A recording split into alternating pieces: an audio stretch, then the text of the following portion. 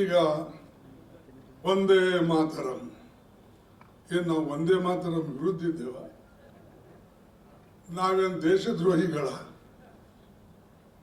ನಾವೇನು ನಾವು ಈ ದೇಶದ ಸ್ವಾತಂತ್ರ್ಯಕ್ಕಾಗಿ ನಾವು ಹೋರಾಟ ಮಾಡಿದ್ದೇವೆ. ನೀವು ಬ್ರಿಟಿಷರಿಗೆ ಶರಣು ಹೋಗಿ ಮಾಫಿನಾಮಾ ಬರ್ಕೊಟ್ಟು ಇವತ್ತು ನಾವು ದೇಶ ಭಕ್ತರು ಅಂತ ಹೇಳಿ ನೀವು ಹೇಳ್ಕೊಳ್ತಾ ಇದ್ರಿ. ನಿಮಗೆ ನಾಚಿಕೆ ಬರಬೇಕು. ನಾವು ರಾಜಕೀಯವಾಗಿ ಮಾತಾಡ್ತಾ ಇಲ್ಲ, ಡಾಕ್ಯುಮೆಂಟ್ಸ್ ಇವೆ. ಯಾರನ್ನು ಮಾಫಿನಾಮೆ ಬರ್ಕೊಟ್ರು? ನೀವೇ ಮಾಫಿನಾಮೆ ಬರ್ಕೊಟ್ರಿ. ನಿಮ್ಮ RSS, ಹಿಂದೂ ಮಹಾಸಭಾ ಇವರೆಲ್ಲರೂ ನಮ್ಗೆ ಬಿಟ್ಬಿಡ್ರಪ್ಪ, ನಾವು ನಿಮ್ಮ ಹೆಸರಿಗೆ ಬರೋದಿಲ್ಲ, ನಮಗೆ ನೌಕರಿಗಳು ಕೊಡಿ, ಮಿಲಿಟ್ರಿಯಲ್ಲಿ ಜಾಗ ಕೊಡಿ ಅಂತ ಹೇಳಿದವ್ರು ಯಾರು? ಇವರೇ RSSದವರು, BJP. ಈಗ ನಮಗೆ ಹೇಳ್ತಾರೆ ನಾವು ದೇಶಭಕ್ತರು, ಈ ಒಂದೇ ಮಾತರಂ ಹಾಡೋದಿಲ್ಲ, ಇವರು ದೇಶದ್ರೋಹಿ. ನಾವು ಹಾಡಿ, ನಾವು ನಿಗದಿಪಡಿಸಿ, ಅದರಲ್ಲಿ ನನ್ನಂದವ್ರು ಯಾರಲ್ಲ, ಮಹಾತ್ಮ ಗಾಂಧೀಜಿ ಅವರು, ಸುಭಾಷ್ ಚಂದ್ರ ಬೋಸ್ ಅವರು, ನಮ್ಮ ಆಜಾದ್ ಅವರು, ಅಬ್ದುಲ್ ಆಜಾದ್ ಅವರು, ಆಮೇಲೆ ನಮ್ಮ ವಲ್ಲಭಭಾಯಿ ಪಟೇಲ್ ಅವರು, ರವೀಂದ್ರನಾಥ್ ಟ್ಯಾಗೋರ್ ಅವ್ರಿಗೆ ಕೇಳಿದ್ರು ಏನಂತ, ಹಿಂಗಿದೆ, ಇದಕ್ಕೇನು ಮಾಡಬೇಕು? ಅವರು ಅವಾಗ ಹೇಳ್ತಾರೆ, ನೋಡಿ ಇದು ಒಂದೇ ಮಾತರಂ ಒಳ್ಳೆ ಹಾಡ, ಇದಕ್ಕಿಡಿ, ಮತ್ತು ಇದು ಜನಗಣಮನ ನಿಮಗೆ ಬೇಕಾದರೆ ತಗೊಳ್ಳಿ ಅಂತ. ಯಾಕಂದ್ರೆ ನಂದಿಡಿ ಅವ್ರು ತೆಗಿ ಅಂತ ಅನ್ನಕ್ಕೆ ಬರಲ್ಲ. ಅದು ಅಲ್ಟಿಮೇಟ್ಲಿ ಕಾಂಗ್ರೆಸ್ ವರ್ಕಿಂಗ್ ಕಮಿಟಿಯಲ್ಲಿ ಒಬ್ಬ ಸರ್ಕಾರದ ದೌರ್ಜನ್ಯದ ಬಗ್ಗೆ ಏನು ಹೇಳಬೇಕು ನಮ್ಗಿಂತ ಜಾಸ್ತಿ ಹೇಳ್ಬಿಟ್ಟಿದ್ದಾರೆ. ಅದರಿಂದ ನಾನೇನು ರಾಜಕೀಯ ಮಾತಾಡೋಕ್ಕೆ ಹೋಗೋದಿಲ್ಲ. ನಾನು ಮಲ್ಲಿಕಾರ್ಜುನ್ ಖರ್ಗೆ ಸಾಹೇಬರನ್ನ ಬಹಳ ಸಣ್ಣ ವಯಸ್ಸಿಂದ ನೋಡಿದ್ದೀನಿ. ಅವರು ಶಿಕ್ಷಣ ಕ್ಷೇತ್ರದಲ್ಲಿ ಶಿಕ್ಷಣ ಸಚಿವರಾಗಿದ್ದಾಗ ದೇವರಾಜ ಅರಸರವರ ಮಂತ್ರಿಮಂಡಲದಲ್ಲಿ ನಾನು ವಿದ್ಯಾರ್ಥಿ ನಾಯಕ. ಯಾವಾಗ ಹೋದ್ರೂ ಸ್ವಲ್ಪ ಗಲಾಟೆ ಮಾಡೇ ಹೋಗ್ತಾ ಇದ್ದಿದ್ದು ಅವ್ರ ಹತ್ರ. ನಾವು ನೀವೆಲ್ಲ ಕಪಿಗಳಪ್ಪ, ನೀವೆಲ್ಲ ವಿದ್ಯಾರ್ಥಿಗಳು ಏನು ಇಷ್ಟು ಗಲಾಟೆ ಮಾಡ್ತೀರಾ ಅನ್ನೋರು. ಯಾಕಂದರೆ ಪ್ರತಿ ಸೆಪ್ಟೆಂಬರಲ್ಲಿ ಒಂದು ಸ್ಟ್ರೈಕ್ ಮಾಡ್ತಾ ಇದ್ವಿ. ನಮ್ಮದೇ ಸರ್ಕಾರ, ಆದರೆ ನಾವು ಸ್ಟ್ರೈಕ್ ಮಾಡಿಬಿಡ್ತಾ ಇದ್ವಿ. ಈಗ ಸ್ಟ್ರೈಕ್ ಅನ್ನೋದೇ ಕೇಳ್ತಾ ಇಲ್ಲ. ಅದನ್ನು ಜನ್ಸಿ ಏನು ಮಾಡ್ತಾ ಇದೆ ಅಂತೇಳಿ ಪ್ರಕಾಶ್ ರಾಜ್ ಅವರು ಹೇಳಿದ್ರು. ಯಾಕಂದರೆ ಭಾರತೀಯ ಜಾತಿ ವ್ಯವಸ್ಥೆ ಹೇಗಿದೆ ಅಂತ ಹೇಳಿದ್ರೆ, ಕೆಲವರಿಗೆ ಕೆಲವು ಕೆಲಸಗಳು ಮಾತ್ರ ಸ್ಥಿಮಿತವಾಗಿರುತ್ತೆ, ಕೆಲವರಿಗೆ ಕೆಲವು ಜ್ಞಾನಗಳು ಸ್ಥಿಮಿತವಾಗಿರುತ್ತೆ, ಕೆಲವರಿಗೆ ಕೆಲವು ಅಧಿಕಾರಗಳು ಮಾತ್ರ ಸ್ಥಿಮಿತವಾಗಿರುತ್ತೆ. ಬಾಕಿಯವರು ಸ್ಲೇವ್ ಅಂತ ಹೇಳಿದ್ರು ನಾನು ಗುಲಾಮರಾಗಿ ನಾವೆಲ್ಲ ಇದ್ದಿರ್ತಕ್ಕಂಥದ್ದು ಈ ಸಮಾಜದಲ್ಲಿ ನಾವು ನೋಡ್ಕೊಂಡು ಬಂದಿದ್ದೀವಿ.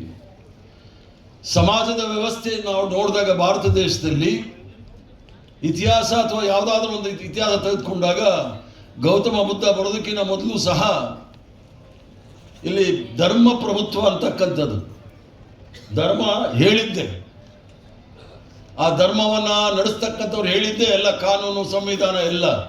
ಬೇರೆ ಯಾರಿಗೂ ಸಹ ಹಕ್ಕಿಲ್ಲ. ಧರ್ಮವನ್ನು ಸಂಸ್ಕೃತವನ್ನು ನೀವು ಓದಂಗಿಲ್ಲ. ಓದಿದ್ರೆ ಕಿವಿಗೆ ಸೀಸ ಹಾಕಿರೋರು, ಇಲ್ಲ ನಾಲ್ಗೆ ಕತ್ತರಿಸ್ಬಿಟ್ಟಿರೋರು. ಅದನ್ನು ಏಕಲವ್ಯವನ್ನು ನೋಡಿದ್ದೀರಿ, ಶಂಭುಕನನ್ನು ಸಹ ನೋಡಿದ್ದೀರಿ. ಒಬ್ಬ ಶೂದ್ರ ಏನಾದರೂ ಅವನಲ್ಲಿ ಸಾಮರ್ಥ್ಯ ಏನಾದರೂ ಇದ್ದು ಅವನೇನಾದರೂ ಸಾಧನೆ ಮಾಡಿದ್ರೆ ಅವನಿಗೆ ಸಮಾಜದಲ್ಲಿ ಬದುಕಕ್ಕಾಗೋದಿಲ್ಲ ಅಂತ ಆಗಲೇ ತೋರಿಸಿದ್ರು. ಧರ್ಮ ಪ್ರಭುತ್ವ ಸರಿ ಬರಲಿಲ್ಲ ಅಂತೇಳಿ ರಾಜಪ್ರಭುತ್ವ ಬಂತು. ಈ ರಾಷ್ಟ್ರದಲ್ಲಿ 580 ರಾಜ ಮಹಾರಾಜರಿದ್ದಂಥ ಕಾಲದಲ್ಲಿ ಯಾವುದೇ ಸಂವಿಧಾನ ಇರಲಿಲ್ಲ. ರಾಜ, ಮಂತ್ರಿ, ಪಾಳೆಗಾರ, ಜಮೀನ್ದಾರ, ನಾವೆಲ್ಲರೂ ಸಹ ಗುಲಾಮರು. ಸಾವಿರಾರು ವರ್ಷಗಳಿಂದ ತುಳಿತಕ್ಕೆ ಒಳಪಟ್ಟಂತ ಬಹುಜನ್, ಕೇವಲ ದಲಿತರು ಅಂತ ಮಾತ್ರ ಹೇಳಕ್ಕೋಬೇಡಿ, ಬಹುಜನರು ಎಲ್ಲರೂ ಸಹ ಶೂದ್ರರು, ದಲಿತರು, ಪಂಚಮರು ಅಂತ ಹೇಳಿ ಏನು ಹೇಳ್ತಾ ಇದ್ದೀವಿ, ಇವರೆಲ್ಲರೂ ಸಹ ಕಷ್ಟವನ್ನು ಅನುಭವಿಸಿರ್ತಕ್ಕಂಥ ಸಂದರ್ಭದಲ್ಲಿ ಕಾಂಗ್ರೆಸ್ ಪಕ್ಷದ ನೇತೃತ್ವ, ಮಹಾತ್ಮ ಗಾಂಧಿ ಅವರ ನೇತೃತ್ವದಲ್ಲಿ ರಾಷ್ಟ್ರಕ್ಕೆ ಸ್ವತಂತ್ರ ಹೋರಾಟ ಮಾಡುವ ಸಂದರ್ಭ.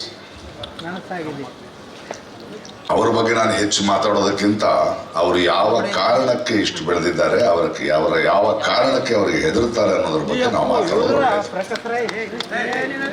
ನಮ್ಮ ಮಣ್ಣಿನ ಮಗ, ನಮಗ್ ಗೊತ್ತಲ್ವಾ. ಇತ್ತೀಚಿನ ಇನ್ಸಿಡೆಂಟು, ಅವರು ಒಂದು ವೇದಿಕೆ ಮೇಲೆ ಹೋಗಿ ಬಂದದ್ದಕ್ಕೆ ಅದನ್ನ ತೊಳೆದ್ರಂತೆ, ಶುಭ್ರ ಮಾಡಿದ್ರಂತೆ. ಆಕ್ಚುಲಿ ಅವ್ರಿಗೆ ಹೇಳಬೇಕಾಗಿರೋದು, ನೀವುಗಳು ಶುಭ್ರ ಮಾಡಬೇಕಾಗಿರೋದು ಇವರು ನಿಂತ ವೇದಿಕೆನಲ್ಲ. ಪ್ರತಿದಿನ ಸುಳ್ಳು ಹೇಳೋ, ಕೆಟ್ಟ ಕನಸುಗಳನ್ನ ಮಾರೋ, ಅವಾಚ್ಯ ಬೈಗಳನ್ನ ಬೈಯೋ ನಿಮ್ಮ ಬಾಯಿಗಳನ್ನು ಶುಭ್ರ ಮಾಡಬೇಕು. ಅದಕ್ಕೆ ನೀವೇನ್ ಮಾಡ್ಬೇಕಂದ್ರೆ, ನೀವು ನಂಬಿರೋ ಗಂಗಾಜಲ ಇರ್ಬೋದು, ಗೋಮೂತ್ರ ಇರ್ಬೋದು, ಒಂದು 2 ಗ್ಲಾಸ್ ತಗೊಂಡು ಗಳ ಅಂತ ಗಾರ್ಗಲ್ ಮಾಡಿ ಆಮೇಲೆ ಮಾತಾಡಿ ಅಂತ ಹೇಳಬೇಕು. ಇವ್ರಿಗೆ ಇದೇ ಕೆಲಸ, ನಾಮಕರಣ ಮಾಡೋದು, ದೇಶದ್ರೋಹಿ ಅನ್ನೋದು, ಇನ್ನೇನೋ ಹಬ್ಸೋದು. ಮೊನ್ನೆ ನಾನು ಕೂಡ ಅರಬ್ಬಿ ಸಮುದ್ರದ ಮೀನಿಗೆ ಆಹಾರ ಮಾಡಬೇಕು ಅಂತ ಹೇಳಿದ್ರಂತೆ ಒಬ್ರು. ಅದಕ್ಕೆ ಜನ ಅಂದ್ರು ಅವ್ರಿಗೆ, ಅಲ್ಲ ಸ್ವಾಮಿ ಪ್ರಕಾಶ್ ರೈ ಅವರನ್ನು ನೀವು ಅರಬ್ಬಿ ಸಮುದ್ರಕ್ಕೆ ಹೆಂಗೆ ಹಾಕ್ತೀರಿ, ಒಂದು ಗಾಳಕ್ಕೆ ಹಾಕಕ್ಕಲ್ಲ, ದೊಡ್ಡ ಕಾಯ ಅದು, 1,00,000 ಪೀಸ್ ಮಾಡಿಬಿಟ್ಟು ಮೀನುಗಳಿಗೆ ಹಾಕಿ. ಆದರೆ ಸಮಸ್ಯೆ ಏನಂದ್ರೆ, ಲಕ್ಷಾಂತರ ಮೀನುಗಳು ತಿಂದು ಅದನ್ನ ನೀವು ಹಿಡಿದು ತಿಂದು ಕರಾವಳಿ ಜನ ಎಲ್ಲ ಪ್ರಕಾಶ್ ರೈ ತರ ಆಗ್ಬಿಟ್ರೆ ಎಲ್ಲ ಉತ್ತರ ಕೊಡಕ್ಕೆ ಹೋಗಲ್ಲ ನಾನು. ಯಾಕೆ ಅಂತ ಕೇಳಿದ್ರು ಒಬ್ರು ಪತ್ರಕರ್ತರು. ಹೇಳಿದೆ, ಉತ್ತರ ಪಕ್ಷದ ಉತ್ತರ ಕುಮಾರನಿಗೆ ನಾನು ಯಾಕ್ರಿ ಉತ್ತರ ಕೊಡ್ಲಿ? ಅವ್ರು ಮಾರ್ಕೊಂಡವ್ರು, ಇವ್ರು ಯಾಕೆ ಖರ್ಗೆ ಅಂತವ್ರು.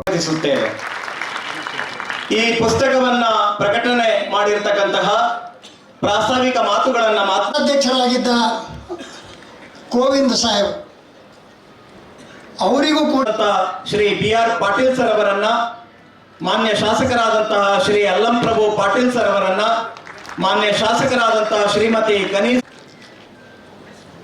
ಹಾಗೆಯೇ ಮಾನ್ಯ ವಿಧಾನ ಪರಿಷತ್ ಸದಸ್ಯರಾದಂತಹ ಚಂದ್ರಶೇಖರ್, ನಮ್ಮ ರಾಜ್ಯ ಸರ್ಕಾರದ ಮಾನ್ಯ ವೈದ್ಯಕೀಯ ಶಿಕ್ಷಣ ಸಚಿವರು ಆಗಿರುವ ಡಾಕ್ಟರ್ವಾಗಿ ಪ್ರೀತಿಯಿಂದ ಈ ಸಭೆಗೆ ಸ್ವಾಗತಿಸುತ್ತೇವೆ.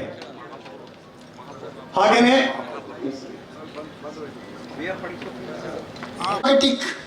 ಮನುಷ್ಯ ವಿರೋಧಿ, ಜೀವ ವಿರೋಧಿಯಾದಂತಹ ಈ ಘಟನೆಗಳು ನಿರಂತರ ನಡೀತಾನೆ ಇವೆ. ಉದ್ಘಾಟನೆಗೆ ಕರೆಯದೆ, ರಾಮ ಮಂದಿರದ ಉದ್ಘಾಟನೆಗೆ ಕರೆಯದೆ ಅಲ್ಲಿ ಕೂಡ ಬಹಳ ಸೂಕ್ಷ್ಮವಾಗಿ ಅಸ್ಪೃಶ್ಯತೆಯನ್ನು ಆಚರಣೆ ಮಾಡಿದ್ದಾರೆ. ಸರ್ ಅವರನ್ನ, ಹಾಗೆಯೇ ಹುಮ್ನಾಬಾದಿನ ಮಾಜಿ ಸಚಿವರು ಆಗಿರ್ತಕ್ಕಂಥ ಶ್ರೀ ರಾಜಶೇಖರ್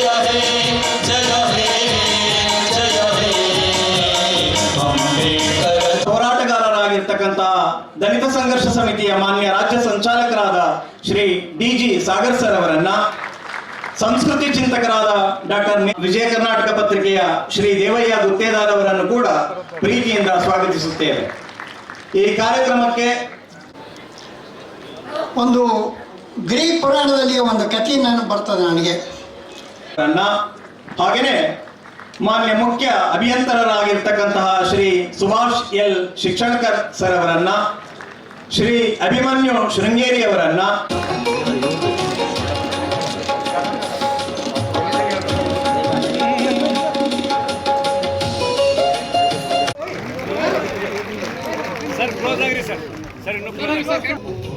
ಧೀಮಂತ ಧುರೀಣ ಈ ಅಭಿನಂದನಾ ಗ್ರಂಥದ ಎಲ್ಲ ವೇದಿಕೆಯ ಗಣ್ಯರಿಗೂ, ವಿಶೇಷವಾಗಿ ಶ್ರೀ BK ಹರಿಪ್ರಸಾದ್ ಸರ್ ಅವರಿಗೆ ತುಂಬ ಹೃದಯದ ಧನ್ಯವಾದಗಳು.